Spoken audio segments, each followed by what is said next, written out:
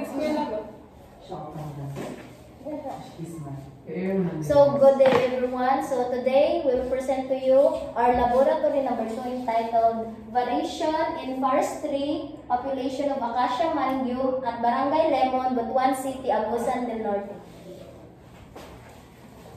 So, previous laboratory 1 na mo is selecting the appropriate mother tree of timber species. So, kuha na kong title is Variation in Forestry, Population of Acacia Mangue at Barangay Lemon, Butuan City, Agusan del Norte. So, presented by Anino, Kagingking, Yunis, and Pizon, Antasara.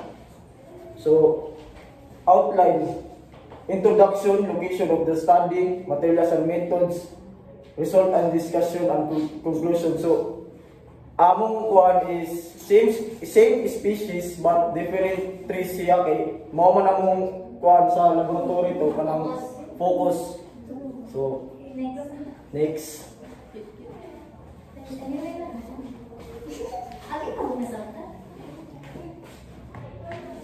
Next, introduction. Forest genetics and tree improvement focus on studying genetic differences in tree populations to improve growth, adaptability, and resistance to environmental challenges. Then, it focused on studying the natural differences between trees to help them grow better, then to adapt the other environment and resist problems like diseases, pests, and climate changes. According to Jobel and Talbert, 1984, genetic variation is key to selecting trees with better traits. Erickson et al. 1993 highlighted that studying genetic differences help protect forest resources and guide deforestation. Modern genomic tools like DNA sequencing help identify genes linked to survival traits, aiding sustainable forestry and ecosystem restoration. Next, location sa among study. So, the study was conducted at the Caraga State University main campus, specifically in the Acacia Mangue area, in Barangay Lemon, Butuan City, Agusan del Norte. In a forested area with diverse species, the location was chosen for its accessibility and ecological diversity.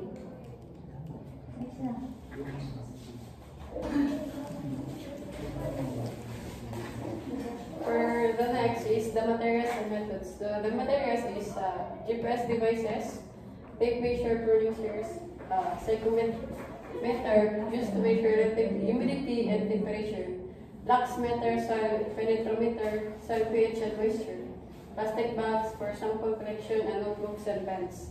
So the methods is, first is species identification. These were randomly identified. So the next is random sampling. 5 leaves from randomly selected trees were collected and recorded using GPS coordinates.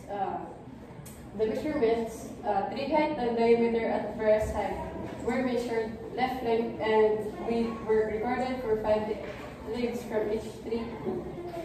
Number 3 is left area calculation. So, inside the method, the formula is using Kane and De Oliveira Castro 1959 formula, which is left area is equals to 2 divided by 3 L, which is left length, and W is width.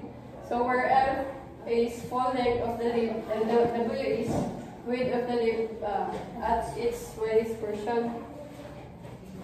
So the results of the studies through the measurements of the tree height, DBH, soil characteristic, relative humidity and temperature, and left areas. The left areas were calculated using the provided formula, and statistical measures such as mean, median, and range. Then the average of its environmental variables were computed. So this is the table 1. So the tree species measurement and soil characteristics is 5 species, which is same last species, which is Acacia Mangue. So if you don't find a skin, so ang sa diri ang ako sa soil, which is gi-add lang siya tapos gi-divide lang siya into 5. So muna siya ang result. So same lang siya sa kaniya.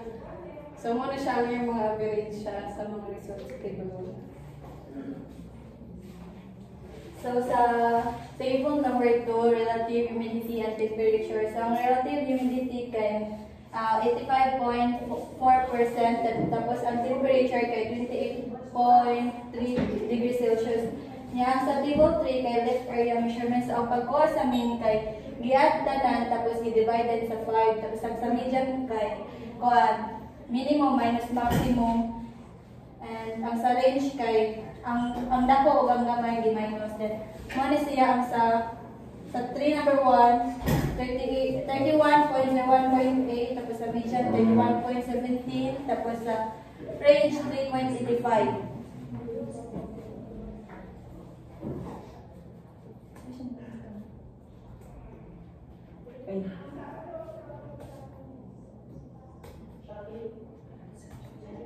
Then sa number 3 kay 83.324, tas sa median kay 83.55, sa range kay 39.85, na sa number 4 kay 50.642, sa median kay 47.33, sa range kay 33.61, and sa number 5 kay 37.06, tas sa median niya kay 36.17, tapos sa range niya 27.64.